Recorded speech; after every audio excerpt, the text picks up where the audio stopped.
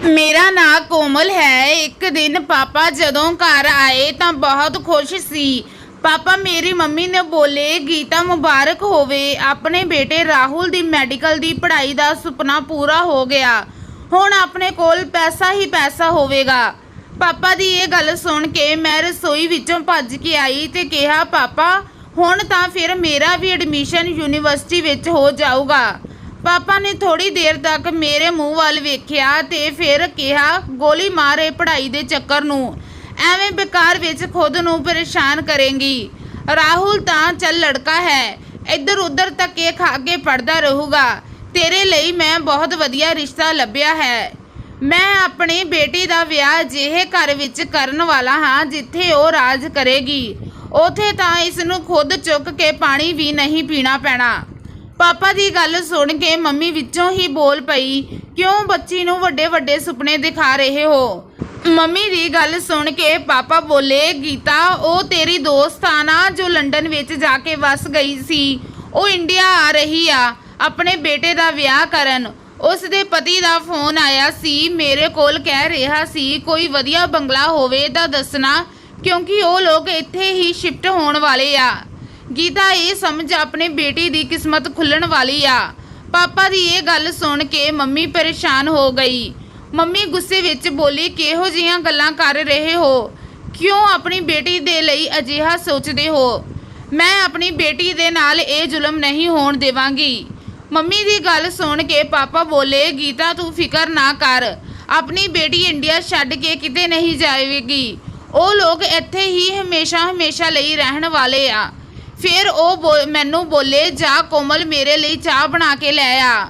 मैं रसोई विच चाह बनाउण चली गई, पर पापा ते मम्मी दियां आवाज़ां रसोई तक आ रही सी। वो आपस विच लड़ रहे सी। मम्मी किसी भी तरह इस रिश्ते लिए राजी नहीं हो रही सी, पर मैनू समझ नहीं आ रहा सी कि मम्मी इस रिश्ते लिए क्यों इनकार कर रही आ, बल्कि मैं तो बहुत खुश सी। इस रिश्ते का ना सुन के मैं खुश सी, क्योंकि असी बहुत गरीब सी। एक एक पैसा सोच समझ के खर्च करना पैंदा सी। ना जाने किन्नियां खुशियां दिल विच दबा के ही रखनियां पैंदियां सी। मैं तो दिल ही दिल विच खुश हो रही सी, क्योंकि हुण मेरी जिंदगी बदलण वाली सी। क्योंकि जे मेरा विआह मेरी मम्मी दी सहेली दे बेटे नाल हो गया तां मैं महाराणियां दी तरह रहांगी। मैं दिल ही दिल विच सुपने सजाउण लगी, पर मैं परेशान भी हो रही सी कि आंटी मैनू अपने बेटे विराट दे लई पसंद करूगी भी या नहीं। फिर मैं चाह दा कप लैके बाहर आ गई। मम्मी उठ के जा चुकी सी ते पापा बैठे सी। दोनों विच खूब लड़ाई हुई। फिर एक हफ्ते बाद वो आंटी आ चुकी सी। वो साडे घर विच बहुत सारे गिफ्ट लैके आई। मैं तो खुशी विच फुला नहीं समा रही सी। मैं मम्मी नूं कहा, तुसी तां बेकार बैठे ही परेशान हो रहे सी। देखो विआह तो बाद ये सब चीज़ां दी मालकन मैं होवांगी। मम्मी ने मेरे वाल औखी होके देखिया ते कहंदी, तू अपने बाप दी तरह लालची आ। मैं तेनू हुण भी कह रही हाँ कि तू इस रिश्ते नूं मना कर दे। मैं गुस्से विच आके कहा, किहो जही मां तू, लोकी तां लभदे फिरदे इह जे रिश्ते नूं ते तू घरों आए रिश्ते नूं ठुकरा रही आ। तेरे तो मेरियां खुशियां देखियां नहीं जांदियां। मेरी मां ने कहा, इहो जही कोई गल नहीं, मैं सुनिया उस विराट विच कोई नुक्स है। इन्ना कह के मम्मी दियां अखां विच हंझू आ गए। मैनू भी अपने कहे ते शर्मिंदगी होई ते मैं अपनी मम्मी तो माफ़ी मंग लई, पर पापा जिद ते अड़े होए सी। उन्हां ने मेरा रिश्ता विराट नाल पक्का कर दिता। घर विच विआह दियां तैयारियां शुरू हो गईयां ते विआह दा दिन आ गया।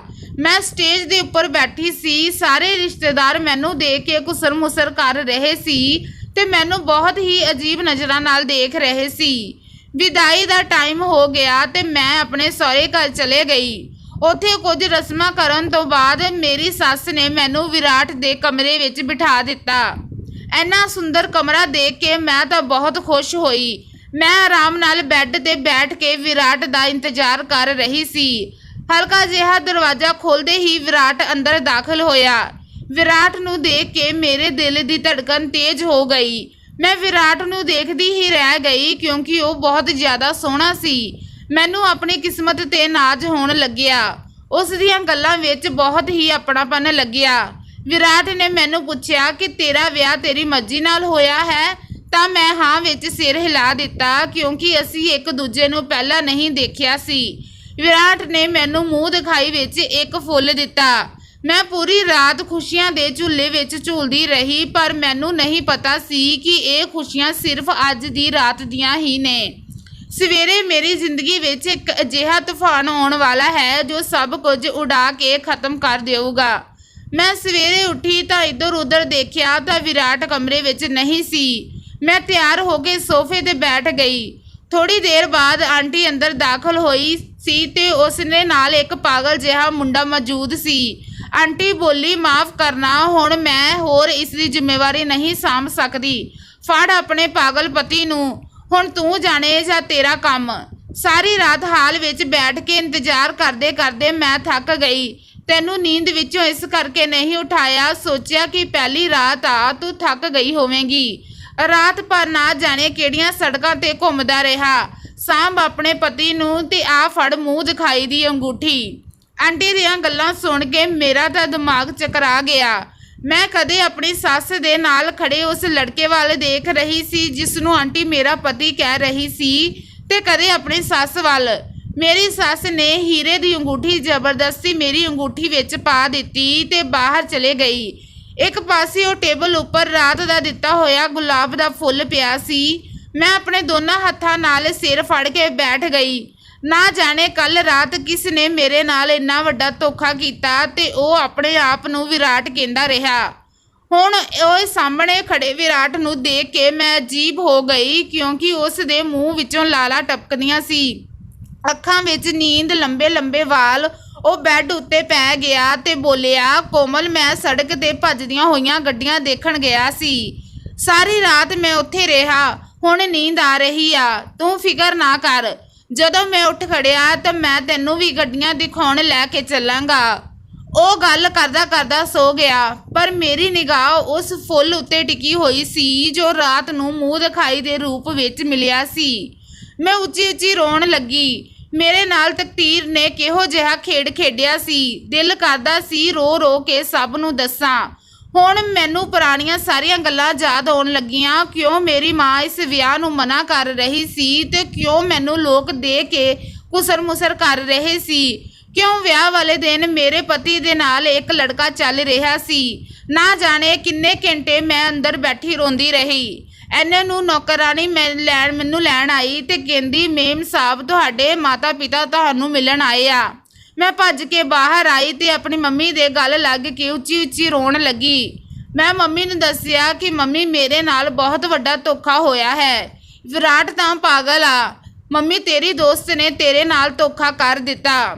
ਮੰਮੀ ਗੁੱਸੇ ਵਿੱਚ ਆ ਕੇ ਬੋਲੀ, ਕੋਮਲ, ਮੇਰੀ ਦੋਸਤ ਨੇ ਮੇਰੇ ਨਾਲ ਕੋਈ ਧੋਖਾ ਨਹੀਂ ਕੀਤਾ, ਬਲਕਿ ਤੇਰੇ ਬਾਪ ਦੇ ਹੀ ਅੱਖਾਂ ਉੱਤੇ ਲਾਲਚ ਦੀ ਪੱਟੀ ਬੰਨੀ ਹੋਈ ਸੀ।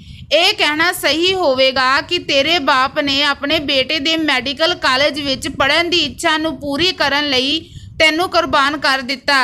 ਤੇਰੀ ਸੱਸ ਕਿੰਨੇ ਸਾਲਾਂ ਤੋਂ ਨਾ ਜਾਣੇ ਕਿੰਨੇ ਕੁ ਰਿਸ਼ਤੇ ਦੇਖ ਚੁੱਕੀ ਸੀ ਆਪਣੇ ਪਾਗਲ ਬੇਟੇ ਲਈ, ਪਰ ਕਿਸੇ ਨੇ ਹਾਂ ਨਹੀਂ ਕੀਤੀ। ਫਿਰ ਤੇਰੀ ਸੱਸ ਨੇ ਲਾਲਚ ਦਿੱਤਾ ਕਿ ਜੋ ਵੀ ਮੇਰੇ ਬੇਟੇ ਨਾਲ ਵਿਆਹ ਕਰੇਗੀ ਮੈਂ ਉਸ ਨੂੰ ਸੋਨੇ ਵਿੱਚ ਤੋਲ ਦਿਆਂਗੀ।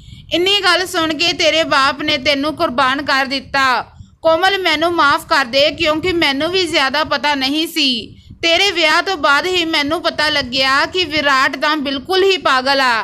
ਹਾਂ, ਇੰਨਾ ਜ਼ਰੂਰ ਪਤਾ ਸੀ ਕਿ ਉਸ ਨੂੰ ਥੋੜੀ ਬਹੁਤ ਪ੍ਰੋਬਲਮ ਹੈਗੀ ਆ। ਜਦੋਂ ਤੇਰਾ ਬਾਪੂ ਬਹੁਤ ਸਾਰੇ ਪੈਸੇ ਲੈ ਕੇ ਘਰ ਆਇਆ ਮੈਨੂੰ ਉਸ ਵਕਤ ਪਤਾ ਲੱਗਿਆ। ਤੇ ਕੋਮਲ, ਮੈਂ ਤੈਨੂੰ ਕਿੰਨਾ ਸਮਝਾਇਆ ਸੀ ਕਿ ਤੂੰ ਇਹ ਵਿਆਹ ਨੂੰ ਮਨਾ ਕਰ ਦੇ, ਲੇਕਿਨ ਤੇਰੇ ਬਾਪੂ ਦੀ ਤਰ੍ਹਾਂ ਤੇਰੀਆਂ ਵੀ ਅੱਖਾਂ ਉੱਤੇ ਲਾਲਚ ਦੀ ਪੱਟੀ ਬੰਨੀ ਹੋਈ ਸੀ। ਮੈਂ ਪਾਪਾ ਵੱਲ ਵੇਖਣ ਲੱਗੀ। ਪਾਪਾ ਨੇ ਕਿਹਾ, ਤੂੰ ਆਪਣੇ ਮਾਂ ਦੀਆਂ ਗੱਲਾਂ ਵਿੱਚ ਨਾ ਆ। ਮੈਂ ਤੇਰੀ ਖੁਸ਼ੀਆਂ ਦੀ ਖਾਤਰ ਇਹ ਰਿਸ਼ਤਾ ਕੀਤਾ। ਮੰਨਿਆ ਕਿ ਲੜਕਾ ਪਾਗਲ ਆ, ਪਰ ਤੂੰ ਇਹ ਸੋਚ ਇਹ ਸਾਰੀ ਦੌਲਤ ਜਾਇਦਾਦ ਤੇਰੀ ਆ ਤੇ ਤੂੰ ਐਸ਼ ਕਰੇਂਗੀ। ਮੈਂ ਪਾਪਾ ਨੂੰ ਕਿਹਾ, ਜਦੋਂ ਦਿਲ ਵਿੱਚ ਖੁਸ਼ੀ ਨਾ ਹੋਵੇ ਤਾਂ ਇਹ ਸਭ ਦੌਲਤ ਚੰਗੀ ਨਹੀਂ ਲੱਗਦੀ। ਇੰਨਾ ਕਹਿ ਕੇ ਮੈਂ ਆਪਣੀ ਸੱਸ ਦੇ ਕਮਰੇ ਵਿੱਚ ਚਲੇ ਗਈ।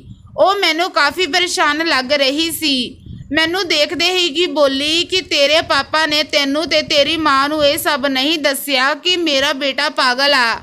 ਪਰ ਮੈਂ ਤੇਰੇ ਬਾਪ ਨੂੰ ਸਭ ਕੁਝ ਸੱਚ-ਸੱਚ ਦੱਸ ਦਿੱਤਾ ਸੀ। ਮੈਂ ਤਾਂ ਇਹ ਸਮਝਦੀ ਸੀ ਕਿ ਤੇਰੀ ਮਰਜ਼ੀ ਨਾਲ ਵਿਆਹ ਹੋਇਆ ਹੈ, ਪਰ ਮੈਂ ਤੈਨੂੰ ਇੱਕ ਗੱਲ ਦੱਸਾਂ, ਮੇਰਾ ਬੇਟਾ ਸ਼ੁਰੂ ਤੋਂ ਪਾਗਲ ਨਹੀਂ ਸੀ। ਉਸ ਦਾ ਇਲਾਜ ਚੱਲ ਰਿਹਾ। ਡਾਕਟਰ ਕਹਿੰਦੇ ਆ ਕਿ ਉਹ ਜਲਦੀ ਠੀਕ ਹੋ ਜਾਵੇਗਾ, ਬਸ ਤੂੰ ਹਿੰਮਤ ਨਾ ਹਾਰੀ। ਆਪਾਂ ਦੋਵੇਂ ਰਲ ਕੇ ਵਿਰਾਟ ਨੂੰ ਠੀਕ ਕਰ ਸਕਦੀਆਂ। ਇਹ 10-12 ਸਾਲ ਦੀ ਉਮਰ ਤੋਂ ਹੀ ਇਸ ਤਰ੍ਹਾਂ ਹੋਇਆ। ਡਾਕਟਰ ਨੇ ਦੱਸਿਆ ਸੀ ਕਿ ਕਿਸੇ ਗੱਲ ਦੀ ਸਟ੍ਰੈਸ ਲੈ ਗਿਆ, ਇਸ ਨਾਲ ਉਸ ਦੀ ਬਿਮਾਰੀ ਵੱਧਦੀ ਹੀ ਗਈ, ਪਰ ਡਾਕਟਰਾਂ ਨੇ ਕਿਹਾ ਸੀ ਕਿ ਇਹ ਜਲਦੀ ਠੀਕ ਹੋ ਜਾਵੇਗਾ। ਮੇਰੀ ਸੱਸ ਨੇ ਮੈਨੂੰ ਕਾਫੀ ਤਸੱਲੀ ਦਿੱਤੀ। ਫਿਰ ਮੈਂ ਕਮਰੇ ਤੋਂ ਬਾਹਰ ਨਿਕਲ ਆਈ ਤੇ ਸੋਫੇ ਤੇ ਬੈਠ ਗਈ ਤੇ ਸੋਚਣ ਲੱਗੀ ਕਿ ਮੈਨੂੰ ਸਭ ਤੋਂ ਜ਼ਿਆਦਾ ਦੁੱਖ ਕਿਸ ਗੱਲ ਦਾ, ਵਿਰਾਟ ਦੇ ਪਾਗਲ ਹੋਣ ਦਾ ਜਾਂ ਜੋ ਰਾਤ ਮੇਰੇ ਨਾਲ ਹਾਦਸਾ ਹੋਇਆ ਸੀ ਉਸ ਦਾ। ਅਸਲ ਵਿੱਚ ਮੈਨੂੰ ਵਿਰਾਟ ਦੇ ਪਾਗਲ ਹੋਣ ਦਾ ਬਿਲਕੁਲ ਗਮ ਨਹੀਂ ਸੀ। ਜੇਕਰ ਮੇਰੇ ਨਾਲ ਕੱਲ ਰਾਤ ਨੂੰ ਉਹ ਹਾਦਸਾ ਨਾ ਹੋਇਆ ਹੁੰਦਾ ਤਾਂ ਮੈਂ ਸ਼ਾਇਦ ਕਿਸਮਤ ਦਾ ਲਿਖਿਆ ਸਮਝ ਕੇ ਵਿਰਾਟ ਨੂੰ ਪਤੀ ਦੇ ਰੂਪ ਵਿੱਚ ਸਵੀਕਾਰ ਕਰ ਲੈਂਦੀ, ਪਰ ਹੁਣ ਸਭ ਕੁਝ ਉਲਟ ਹੋ ਗਿਆ ਸੀ। ਰਾਤ ਵਾਲੀਆਂ ਗੱਲਾਂ ਯਾਦ ਕਰਕੇ ਮੈਂ ਤੜਫ ਕੇ ਰਹਿ ਗਈ। ਐਨੇ ਨੂੰ ਵਿਰਾਟ ਉੱਥੇ ਆ ਗਿਆ ਤੇ ਉਸ ਨੇ ਸਾਰੇ ਘਰ ਵਿੱਚ ਉਥਲ-ਪੁਥਲ ਮਚਾ ਦਿੱਤੀ। ਮੇਰੇ ਮਾਂ-ਬਾਪ ਵੀ ਮੈਨੂੰ ਨਾਰਾਜ਼ ਦੇਖ ਕੇ ਘਰੋਂ ਮੁੜ ਗਏ। ਵਿਆਹ ਨੂੰ 1 ਮਹੀਨਾ ਲੰਘ ਗਿਆ ਤੇ ਮੈਂ ਸੁੱਕ ਕੇ ਡੱਕਾ ਬਣ ਗਈ, ਪਰ ਮੈਂ ਉਸ ਆਦਮੀ ਬਾਰੇ ਪਤਾ ਨਾ ਕਰ ਸਕੀ। ਪਰ ਇੱਕ ਦਿਨ ਵਿਰਾਟ ਘਰ ਤੋਂ ਚਲਿਆ ਗਿਆ। ਅਸੀਂ ਉਸ ਨੂੰ ਲੱਭ ਕੇ ਥੱਕ ਗਏ। ਮੇਰਾ ਦਿਲ ਬਹੁਤ ਘਬਰਾ ਰਿਹਾ ਸੀ ਕਿਉਂਕਿ ਉਹ ਬਹੁਤ ਹੀ ਮਾਸੂਮ ਸੀ। ਇਨਸਾਨੀਅਤ ਦੇ ਨਾਤੇ ਮੈਨੂੰ ਬਹੁਤ ਬੁਰਾ ਲੱਗ ਰਿਹਾ ਸੀ। ਮੈਂ ਆਪਣੇ ਕਮਰੇ ਵਿੱਚ ਬੈਠੀ ਸੀ, ਉਸੇ ਟਾਈਮ ਖਿੜਕੀ ਵਿੱਚ ਟੱਪ ਕੇ ਕੋਈ ਅੰਦਰ ਆ ਗਿਆ। ਮੈਂ ਇੱਕਦਮ ਡਰ ਗਈ। ਉਸ ਨੂੰ ਦੇਖ ਕੇ ਮੇਰੇ ਹੋਸ਼ ਉੱਡ ਗਏ ਕਿਉਂਕਿ ਉਹੀ ਲੜਕਾ ਸੀ ਜੋ ਵਿਆਹ ਵਾਲੀ ਰਾਤ ਕਮਰੇ ਵਿੱਚ ਆਇਆ ਸੀ। ਉਸ ਨੇ ਆ ਕੇ ਮੈਨੂੰ ਕਿਹਾ ਕਿ ਤੂੰ ਕਿੰਨੀ ਕਮਜ਼ੋਰ ਹੋ ਗਈ ਆਂ, ਤੇਰਾ ਪਾਗਲ ਪਤੀ ਤੈਨੂੰ ਤੰਗ ਕਰਦਾ ਹੈ, ਉਸ ਨੇ ਤੇਰੀ ਜ਼ਿੰਦਗੀ ਨਰਕ ਬਣਾ ਦਿੱਤੀ। ਮੇਰੇ ਤੋਂ ਤੇਰੀ ਇਹ ਹਾਲਤ ਦੇਖੀ ਨਹੀਂ ਜਾਂਦੀ। ਤੂੰ ਮੇਰਾ ਹੱਥ ਫੜ ਲੈ ਤੇ ਮੈਂ ਤੈਨੂੰ ਹਮੇਸ਼ਾ ਖੁਸ਼ ਰੱਖੂੰਗਾ। ਤੇਰਾ ਪਤੀ ਤੈਨੂੰ ਬਿਨਾਂ ਸਟ੍ਰੈਸ ਦੇ ਕੁਝ ਨਹੀਂ ਦੇ ਸਕਦਾ। ਇਹ ਸੁਣ ਕੇ ਮੈਂ ਉਸਦੇ ਜ਼ੋਰਦਾਰ ਥੱਪੜ ਮਾਰਿਆ। ਉਹ ਹੱਕਾ ਬੱਕਾ ਰਹਿ ਗਿਆ। ਮੈਂ ਉਸ ਨੂੰ ਕਿਹਾ, ਤੂੰ ਮੇਰੀ ਜ਼ਿੰਦਗੀ ਖਰਾਬ ਕਰ ਦਿੱਤੀ। ਤੇਰੇ ਬਾਰੇ ਸੋਚ ਕੇ ਮੈਂ ਹਰ ਰੋਜ਼ ਕੱਢਦੀ ਹਾਂ। ਤੂੰ ਮੇਰੇ ਨਾਲ ਧੋਖਾ ਕੀਤਾ। ਮੇਰੇ ਉੱਤੇ ਮੇਰੇ ਪਤੀ ਦਾ ਹੱਕ ਹੈ। ਉਹ ਮੇਰੀ ਇਹ ਗੱਲ ਸੁਣ ਕੇ ਬੋਲਿਆ, ਤੇਰਾ ਪਤੀ ਪਾਗਲ ਆ। ਮੈਨੂੰ ਲੱਗਦਾ ਤੂੰ ਵੀ ਪਾਗਲ ਹੋ ਗਈ। ਤੂੰ ਉਸ ਦੇ ਚੱਕਰਾਂ ਵਿੱਚ ਆਪਣੀ ਜ਼ਿੰਦਗੀ ਨਾ ਬਰਬਾਦ ਕਰ। ਮੈਂ ਤੈਨੂੰ ਹਮੇਸ਼ਾ ਖੁਸ਼ ਰੱਖੂੰਗਾ। ਮੈਂ ਉਸ ਦੇ ਇੱਕ ਹੋਰ ਥੱਪੜ ਮਾਰਿਆ ਤੇ ਕਿਹਾ, ਮੇਰਾ ਪਤੀ ਮੇਰੇ ਲਈ ਸਭ ਕੁਝ ਆ। ਹਾਲਾਂਕਿ ਉਹ ਪਾਗਲ ਆ, ਪਰ ਮੈਨੂੰ ਉਮੀਦ ਆ ਕਿ ਉਹ ਠੀਕ ਹੋ ਜਾਵੇਗਾ। ਅੱਜ ਤੋਂ ਬਾਅਦ ਮੈਨੂੰ ਸ਼ਕਲ ਨਾ ਦਿਖਾਈ, ਨਹੀਂ ਤਾਂ ਮੈਂ ਸਭ ਨੂੰ ਦੱਸ ਦੇਵਾਂਗੀ। ਮੇਰੀ ਇਹ ਗੱਲ ਸੁਣ ਕੇ ਉਹ ਖਿੜਕੀ ਰਾਹੀਂ ਬਾਹਰ ਚਲਿਆ ਗਿਆ। ਉਹ ਵਿਰਾਟ ਦੀ ਮਾਸੀ ਦਾ ਮੁੰਡਾ ਸੀ। ਉਸ ਦੇ ਜਾਣ ਤੋਂ ਬਾਅਦ ਮੈਂ ਬਹੁਤ ਰੋਈ। ਐਨੇ ਨੂੰ ਮੇਰਾ ਪਤੀ ਵੀ ਘਰ ਆ ਗਿਆ। ਮੈਂ ਉਸ ਦੀ ਦਿਨ ਰਾਤ ਸੇਵਾ ਵਿੱਚ ਲੱਗ ਗਈ। ਉਸ ਨੂੰ ਆਪਣੇ ਪਿਆਰ ਨਾਲ ਠੀਕ ਕਰ ਲਿਆ। ਮੇਰੀ ਸੱਸ ਵੀ ਮੇਰੇ ਤੇ ਫਕਰ ਮਹਿਸੂਸ ਕਰਦੀ ਤੇ ਲੱਖਾਂ ਦੁਆਵਾਂ ਦਿੰਦੀ ਸੀ। ਹੁਣ ਮੇਰੀ ਜ਼ਿੰਦਗੀ ਵਿੱਚ ਖੁਸ਼ੀਆਂ ਦਾ ਸੂਰਜ ਚਮਕਣ ਲੱਗ ਗਿਆ, ਪਰ ਉਸ ਗੱਲ ਨੂੰ ਮੈਂ ਰਾਜ ਹੀ ਰੱਖਿਆ ਤੇ ਆਪਣੇ ਦਿਲ ਵਿੱਚ ਹੀ ਦਬਾ ਲਿਆ। ਸੋ ਦੋਸਤੋ, ਇਹ ਸੀ ਅੱਜ ਦੀ ਕਹਾਣੀ ਕਿਵੇਂ ਦੀ ਲੱਗੀ ਦੱਸਣਾ ਜ਼ਰੂਰ, ਤੇ ਇਸੇ ਤਰ੍ਹਾਂ ਦੀ ਹੋਰ ਵੀਡੀਓਜ਼ ਦੇਖਣ ਲਈ ਸਾਡੇ ਚੈਨਲ ਨੂੰ ਜ਼ਰੂਰ ਸਬਸਕ੍ਰਾਈਬ ਕਰਨਾ।